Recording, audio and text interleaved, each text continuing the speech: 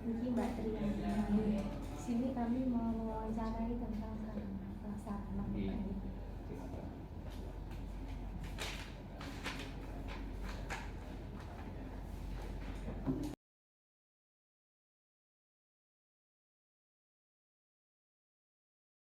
Sarana prasarana teman satu Kediri itu apa punya lab yang lengkap, Bapak? Kalau lab yang lengkap mungkin belum. Artinya kita masih menggunakan beberapa ruangan saja digunakan untuk ya menyimpan barang inventaris atau menyimpan barang-barang yang menjadi milik sekolah yang digunakan sewaktu-waktu, baik itu yang sekali habis maupun yang bisa digunakan berkali-kali. Misalnya seperti sound system, nah, itu kan digunakan berkali-kali. Tapi kalau misalnya seperti sapu, cikrak, macam-macam, nah itu sekali habis. Hanya gudang-gudang seperti itu saja yang sementara ini kita miliki. Untuk gudangnya pun berada di sebelah pundi, Bapak? Untuk gudang yang sifatnya berat-berat tadi itu di tengah, di ruang tengah itu, sana itu ya, di dekatnya sound system itu. Ya, untuk gudang yang ringan-ringan itu ada di sana, di sebelah utaranya gedung yang sedang dibangun yang bawah itu. Ada ruang khusus yang memang untuk menyimpan barang-barang inventaris yang sifatnya ringan-ringan dan sekali pakai. Itu. Untuk gedung yang baru niku untuk gedung kelas mawon Bapak nopo ada yang mana yang sedang dibangun? Yang atas itu untuk 2 ruang kelas. Kelas nopo mawon, Pak? Itu nanti insya Allah untuk kelas 11 IPS 5 yang sekarang sementara berada di bawah niku. Di pojokan itu, dan salah satu kelas yang ada di sekitar sini yang nanti akan salah satu kelas dipindahkan ke atas karena salah satu ruangan akan digunakan untuk kepentingan kepanitiaan. Seperti itu. Terus yang terlibat dalam perencanaan pengadaan sarana prasarana itu semua nopo ada tim tertentunya? Ada tim yang itu tentu orang untuk bisa menjadi pengadaan barang itu kan harus punya semacam sertifikat ya. Ada semacam ya pelatihan atau apa, saya nggak tahu, saya belum pernah ikut itu. Jenengan belum pernah? Ya, karena memang Wakasarpras itu kan bukan eksekusi, tapi hanya perencanaan. Kita kan guru, kalau harus mengeksekusi kan harus mengulang kok. Kan seperti itu. Jadi kita merencanakan secara global tentang kebutuhan apa saja dalam setahun, baik itu yang sifatnya besar maupun kecil. Kemudian itu kita serahkan kepada TU yang sana punya banyak staf, punya keuangan, punya bagian inventaris, punya bagian ya macam-macam. Itu mereka nanti yang akan mengeksekusi itu. Misalnya beli apa di toko mana, dan itu eksekusi via TU. Namanya juga tata usaha. Mengatur segala berkaitan dengan termasuk sarana. Kalau kita hanya perencanaan saja. Nah, kita mengajar nggak mungkin. Mungkin pripun Bapak cara panjenengan itu untuk merencanakan sarana prasarana yang dibutuhkan? Ya, itu biasanya sebelum awal tahun anggaran. Ya kita melakukan semacam opname barang-barang yang ada di baik di kantor, di kelas, di lab dan seterusnya. Kira-kira untuk tahun depan, tahun anggaran depan itu yang kurang apa? Nah, itu kita inventarisir. Ya.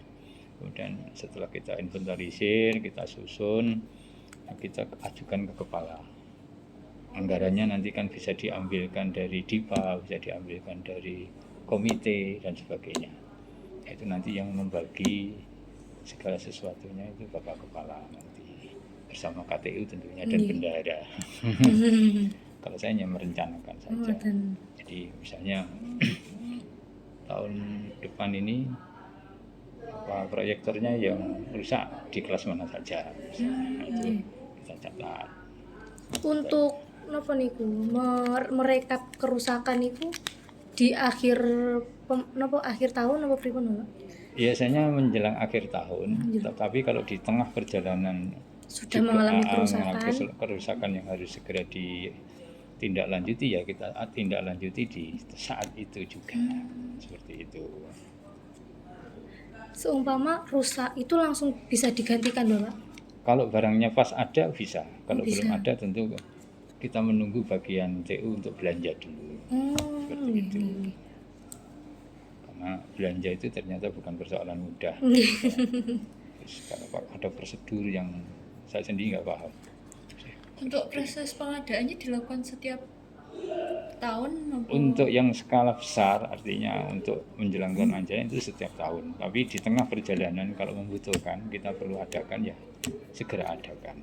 Di setiap awal tahun Bapak? Iya, di setiap awal tahun itu kita adakan secara menyeluruh. Awal tahun ajaran gitu Pak? Anggaran. Oh, anggaran. Anggaran itu Januari. Nggih. Kalau ajaran kan Juli. Oh, nggih. Ya, beda itu. Januari.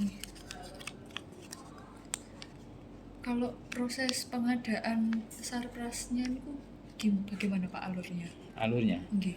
Alurnya yaitu tadi kita melakukan proposal, ya banyak proposal sudah saya ke sana. Proposal saya banyak sekali di sana. Terkait dengan gedung, dengan apa saja, proposal kita ajukan ke sana, kemudian sana melakukan analisa, ya analisis ini diambilkan dari uang apa, dari komite, dari DIPA atau dari mana. Nah, itu baru tim belanja, tim pengadaan yang ada di sana melakukan eksekusi. Nah, nanti kemudian diberitahukan ke kita, Pak, barangnya sudah siap. Nah, kemudian kita nanti mengkoordinir orang-orang yang memang menjadi petugas yang membantu saya untuk melakukan pemenuhan barang-barang yang harus didistribusikan tadi. Misalnya, oh ini yang kurang di ruang ini kurang, misalnya seperti itu. Dan perencanaan itu sesuai dengan apa Pak? Kan kita merencanakan, seumpama kita merencanakan tahun ini harus menyediakan 5 proyektor baru. Ya. Itu pasti nanti terimplementasinya juga 5 proyektor Pak? Iya. Kalau memang sesuai dengan kebutuhan. Betul. Karena kita itu kan anggaran bukan hanya dari DIPA, dari negara. Ketika mungkin kan masing-masing punya mata anggaran sendiri. Misalnya mata anggaran untuk A, B, C. Misalnya di C ini kok sudah full, nggak ada dana lagi misalnya. Padahal kebutuhan masih banyak untuk bagian C ini. Ya kita ambilkan uang komite. Seperti itu. Tapi kalau sini masih oke, ya terus. Gitu. Jadi tidak semua bisa terpenuhi oleh Nggih. Tapi untuk kelangsungan pembelajaran pasti terpenuhi gitu Pak? Insya Allah kita usahakan dengan sekuat tenaga untuk terpenuhi. Karena kalau agak lama itu biasanya ya karena prosedur pembelajaran itu yang agak rumit ya. Harus kan kita nggak boleh sekarang belanja dengan uang tunai. Belanja harus dengan uang digital ya. Nah, artinya kita transfer uang ke toko yang memang sudah siap dengan seperti itu. Kalau tunai enak, gue duit rono kita harus prosedurnya panjang sekarang. Dan itu saya insya Allah nggak paham. Nggak paham bagian sana. Kalau saya ngajar. Di sini apa ada itu Pak proses penghapusan sarprasnya? Iya, proses penghapusan ada. Proses, ya itu ada prosedurnya, ada administrasi yang harus dipenuhi. Sehingga nanti ketika ada irjen yang kesini mencari barang-barang, oh ini kok nggak ada penghapusan. Ada prosedurnya. Penghapusan sarana dan prasarana itu hanya untuk sarana prasarana yang rusak atau bagaimana? Ya, sarana prasarana yang sudah tidak bisa dipakai tapi juga tidak bisa hapus begitu saja. Harus dihapus secara resmi. Misalnya seperti komputer. Komputer itu kan sering rusak. Baik CPU-nya, baik keyboardnya, macam-macam itu sering rusak. Itu dikumpulkan di belakang sana. Di gudang di gudang sana belakang. Kita nggak berani mengapa-apakan itu, ya sudah biarkan seperti itu aja. Nanti kalau ada irjen ke sini, mana barang pembelian ini, itu sudah rusak di sana. Nanti setelah waktu yang sudah ditentukan baru kita hapus, itu prosedurnya ada. Untuk proses pengawasan dari irjen itu setiap tahun atau tidak bisa ditentukan, Mbak. Kadang irjen itu bisa setahun, kadang 2 kali, kadang 3 tahun sekali, nggak jelas. Jadi biasanya mereka itu kirim surat nanti yang akan dikunjungi ini. Nah, misalnya satu baru ke sini. Baru saja ke sini beberapa bulan yang lalu. Ibu ngapunten. Beberapa bulan yang lalu barusan ke sini. Semua diperiksa barang, Bapak Ibu guru, semuanya diperiksa.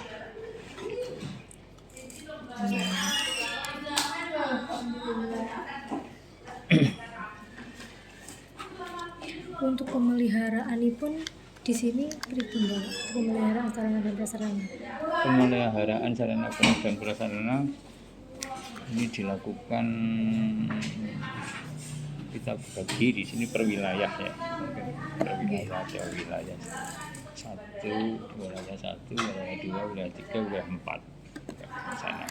Nah, mereka yang bertugas memelihara semua barang yang ada di tempat itu. Kemudian kalau memang ada yang perlu diganti karena sudah tidak, mereka kemudian lapor ke saya. Nah, nanti saya menyampaikan ke bagian TU apakah ada persediaan untuk barang ini. Kalau ada misalnya di ruang penyimpanan saya, berarti langsung di store. Kalau nggak ada ya sudah, berarti menunggu dulu proses pembelian yang rumit tadi itu.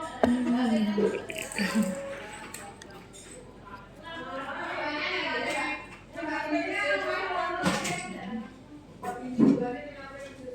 Jadi yang melihara ya orang-orang yang diberi tanggung jawab itu, berdasarkan sebenarnya setiap ruang idealnya ada daftar inventaris barang ya di setiap ruangan, sehingga bisa dicek ruang sini itu ada apa saja. Karena mungkin daftar itunya mungkin ditumpuk di sana. Di ruang-ruang saya lihat juga nggak ada, termasuk di sini. Ini nggak ada. Saya juga nggak tahu, soalnya saya baru 3 bulan ini kan jadi kakak di sini. Baru 3 bulan, sehingga sebelum saya kan tidak terjadi serah terima, saya nggak tahu juga. Mungkin barangnya di sana. Di sana.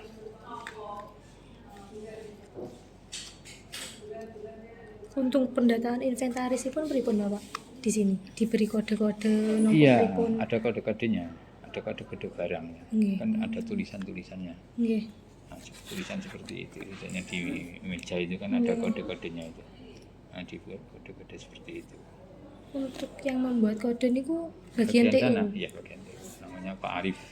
Bagian ngecat-ngecat surat.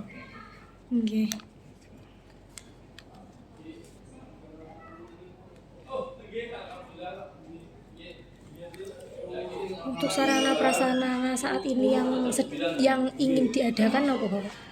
Untuk sarana dan prasarana saat ini yang sangat ingin diadakan atau sangat mendesak untuk diadakan, itu kita kan punya 2 lab yang mengalami kerusakan.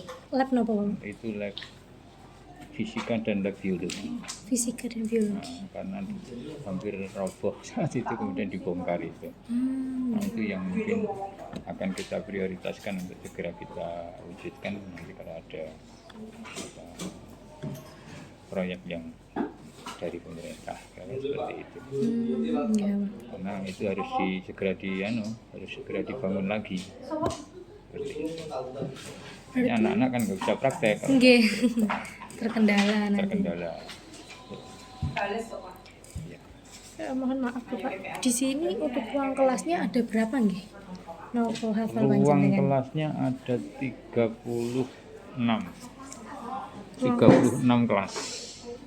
36 kelas. Jadi masing-masing angkatan itu 12 kali 3, 36. Berarti sama semua gitu untuk rombelnya. Ya untuk rombelnya macam-macam.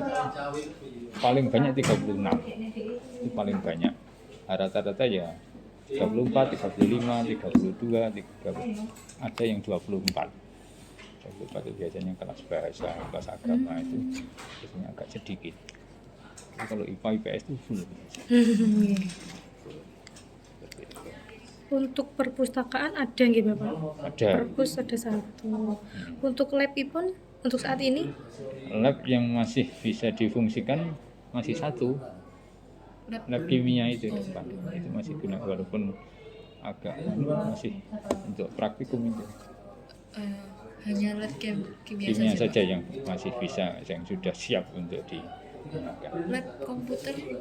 Lab komputer ada 2. Lab komputernya ada 2. Ada 2. Yang satu di bawah itu dekatnya aula itu, yang di atas. Hanya di atas itu agak kemarin bocor. Belum segini mungkin mau akan segera diperbaiki. Tapi tetap masih bisa digunakan gitu Pak? Sementara digunakan di itu lab yang bawah. Yang bawah itu sekarang digunakan di situ. Nanti kalau itu berfungsi, yang atas itu sudah diperbaiki, kita punya 3 lab nanti akhirnya. Bawah, terus bawah, atas. Untuk kamar mandi ini pun ada 1. Kamar mandi itu ada 16 kali 2. 16 kali 2 itu 32. Ada 30-an 5 lah. Kamar mandi Bapak? Iya, kamar mandi semua ada sekitar 35.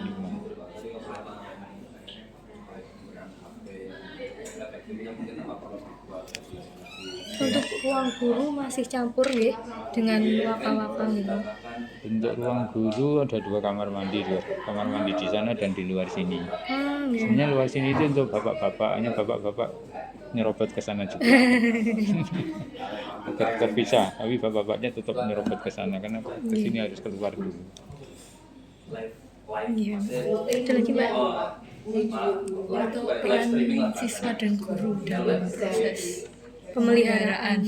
Ya, untuk siswa guru hampir setiap hari itu melakukan semacam komplain ya kepada kita tentang barang-barang yang mengalami kerusakan hampir setiap hari. Bahkan di rumah pun banyak yang komplain, Pak kelas saya gini, seperti itu. Ya itu wajar karena anak-anak kan menggunakan sarana prasarana di kelas kan setiap hari. Kursi kadang ada yang rusak, meja ada yang rusak, gorden ada yang sobek atau dan sebagainya. Itu wajar. Nah, kita selalu melayani itu dengan baik, semaksimal kita bisa lakukan. Untuk media komplainnya itu lewat langsung WA panjenengan? Ya biasanya anak langsung ke saya atau wali murid, guru langsung ke saya. Langsung menyampaikan ke panjenengan Iya. ya? Nggak apa-apa, memang saya wakasatwa. Tugas untuk itu. Tugasnya seperti itu. Ya, tugasnya seperti itu. Untuk kendala dan resiko selain dikomplain itu nopo mau? Wah, kalau resikonya banyak. Resikonya kendalanya ya, terutama ketika barang yang harganya agak mahal atau belinya prosesnya agak lama, anak segera menggunakan. Nah itu saya sering pusing gitu. Nah, sekarang banyak proyektor yang rusak misalnya. Nah, itu akhirnya saya tadi malam tuh baru mengumumkan bahwa untuk kelas-kelas yang proyektornya rusak atau belum ada, kalau ingin menggunakan sewaktu-waktu bisa pinjam di ruang sarpras gitu. Nah, sekarang yang belum ada atau yang rusak, sebenarnya saya sudah pinjam di sarpras dulu, nanti dikembalikan. Sebelum, karena ini pengadaan sedang berlangsung. Pengadaan untuk proyektor itu sedang berlangsung. Hanya terlaksananya kapan saya nggak tahu.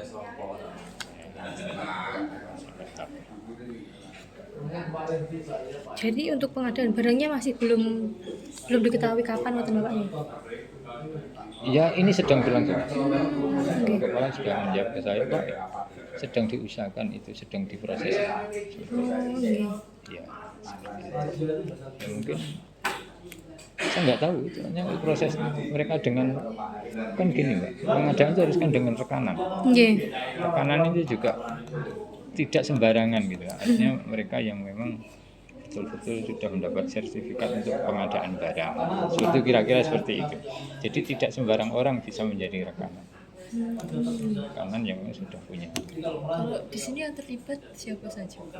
Itu yang terlibat langsung komunikasi ke rekanan. Ya, biasanya bagian kantor sana. Bagian Dan TU. saya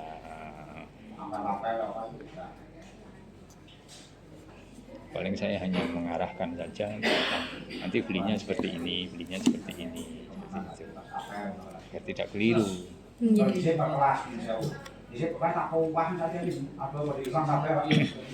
Gimana Mbak sambal? Sudah, Iya, Pak. semoga puas. Kalau tidak puas ya Nggih. Nanti bisa wawancara lagi kalau bisa ada. dilanjutkan. Nggih. Seperti itu ya. Oke. Jadi nanti kami mohon maaf nanti kalau ada informasi yang kami kurang, kami bisa Bisa wawancara kembali. sewaktu-waktu. Saya siap 24 jam. Tapi lewat WA. Nggih, Seperti Bapak. itu ya. Nggih, niki mau jenengan nopo selesai jadi rapat. Ya yang rapat tadi ke siswa saya tidak ikut. Yang koordinir pergantian barang-barang tadi di atas sana. Nggih. Nggih, Bapak. Nggih. Sembah nuwun Bapak, Nggih, ngapunten nih Pak, nggih, ngapunten nggih. merepotkan. Ya, sama-sama enggak merepotkan. Nggih. Bapak, assalamualaikum. Salam.